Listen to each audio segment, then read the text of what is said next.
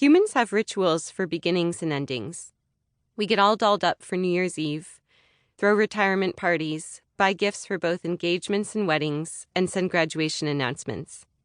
We ritualize the beginning of a day with a morning routine that we probably copied from someone else and mark the end of the week with a Friday margarita. We're good at starting and we're good at finishing. But we don't know what to do with ourselves in the in-between.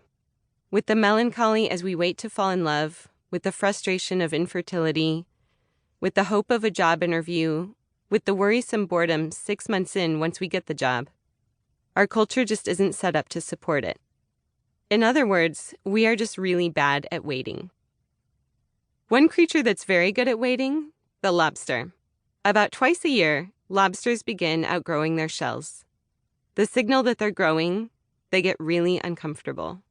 But they know what to do when their shells begin feeling tight and their limbs get awkwardly long. They go into hiding.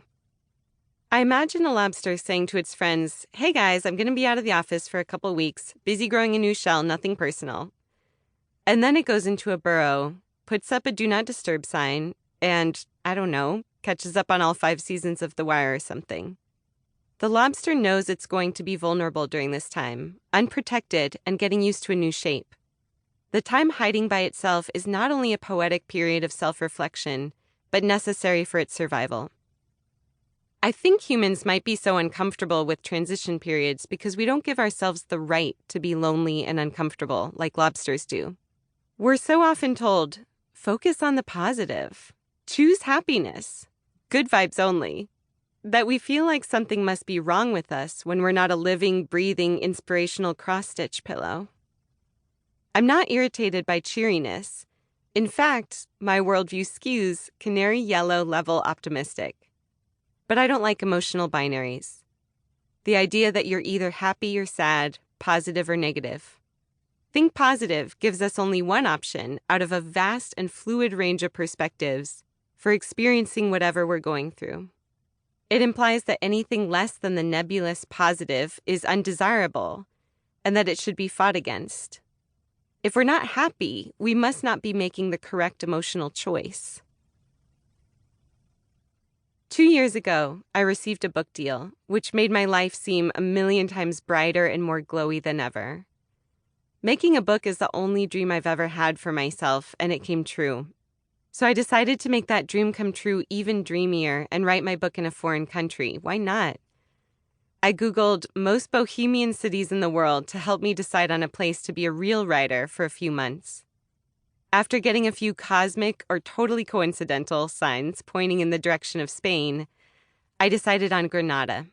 It sounded pretty nice. Granada. And indeed, it was pretty nice. I'm an avid solo traveler, so for me it was heaven getting to explore the streets and art and architecture by myself. My days went like this. In the morning, I'd write from an outdoor cafe with a cappuccino. In the afternoon, I'd go to my daily flamenco lesson, which took place in an old cave. In the evening, I'd go out to wine bars and seafood restaurants and meet people, many of whom were also artists and writers. Turns out Granada actually is a very bohemian city. It was bliss until one afternoon when my legs began feeling really weak after a dance class. I dismissed it, chalking it up to too much dancing, too much wine, and probably not enough water, until my hands and arms started weakening too. I was diagnosed with Guillain-Barré syndrome, an autoimmune disease that went on a rampage through my body, trying to destroy my nerves so that they couldn't work for me anymore. Rude, right? The next couple of weeks were marked with excruciating pain and discomfort from lying on a hard mattress in a hot hospital room.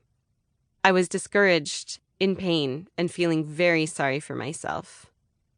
But I wasn't alone. Friends texted me nonstop, asking me how I was, telling me they were praying for me. Flowers arrived for me daily. My mom was there, and nurses checked on me once an hour. I was miserable, but surrounded by people. The transition time that followed was actually much lonelier. When I got out of the hospital, I could walk, but it was unpleasant. I felt like I had a rubber band tied around my legs, so each step was a chore. I could use my arms, but my hands were so weak I needed help with daily tasks like opening a can to make lunch.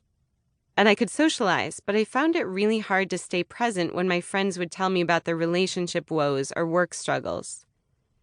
People kept asking me when I'd get better, but I had no idea what that would look like, or even if it was possible for me. It was a period of waiting.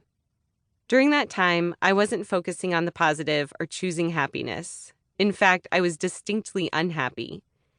So I felt like I wasn't making the right emotional choice. Over the course of a couple months, it got too strenuous to keep pretending I was getting back to normal. It became clear that there wouldn't be one specific day when I'd wake up and feel like my old self. And it also became clear that my old self no longer existed. Trying to keep up with my self-induced pressure to be positive was exhausting. So I made some decisions to be true to my own experience. I stopped using the phrase, "I feel like I should," and instead tried to show up for the emotions I was feeling in that moment. I also went into my own burrow, i.e. my bedroom, for a while and began creating art and writing about what was really going on with me. My fears that I'd never get better, my frustrations with my new physical changes, and the way that depression felt like a flame in my heart that I couldn't put out. My honesty was met with community. People told me that they felt the same way and that I wasn't alone. After a couple of months, I began feeling different. I started getting accustomed to my new way of moving and even took a dance class again that accommodated my inability to point my toes. I found that I could bring some new empathy to my conversations with friends that I didn't have before. My art and writing style evolved and reflected what I was truly going through. My shape was changing, my shell was hardening, and it felt like a new morning.